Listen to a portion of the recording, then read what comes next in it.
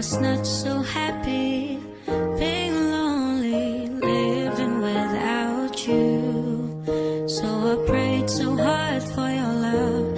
In my heart I needed you.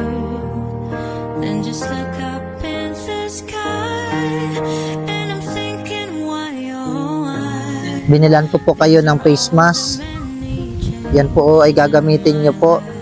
Ito po, nanay, ay multivitamins ni Ate Carmen.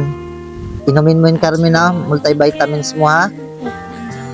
Huwag mong kakalimutan, ha? Araw-araw kang uminom. Ito po, nanay, ay pang 2 months din para doon sa anak ninyong 10 years old. Tapos ito po, nanay, ay para doon naman sa anak ninyong 12 years old, yung babae. Pang 2 months na po yan. Ito po, nanay, ay para sa inyo. Pang 2 buwan po yan.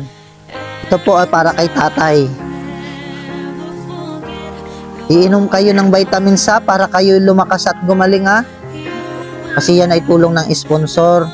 Gusto niya mabilis ang inyong paggaling, ha? Marami pong salamat sa nagkuha ng vitamins. Ito po ay hindi po namin kayang bilhin. Salamat sa sponsor po at napakabuti niya po. God bless po. Yung gusto niyo po, nanay, na istakan po ng tubig, bumili na rin po ako ng tumbler para po kayo may lagayan po ng tubig. Ito po, nanay, timba. Di baling 2 timba po, nanay, yung ating binili para sa inyo, no? Malaki-laki po yan. Ito po, nanay, yung inyong termos. Ito po, nanay, yung paborito nyo, kaldero. Ito po, nanay, kaserola. Pag may termos, mayroong takure. Ito po, nanay, ang tawag dyan, container. Di bali 2 po yan, nanay. Ito po, nanay, yung inyong bigas.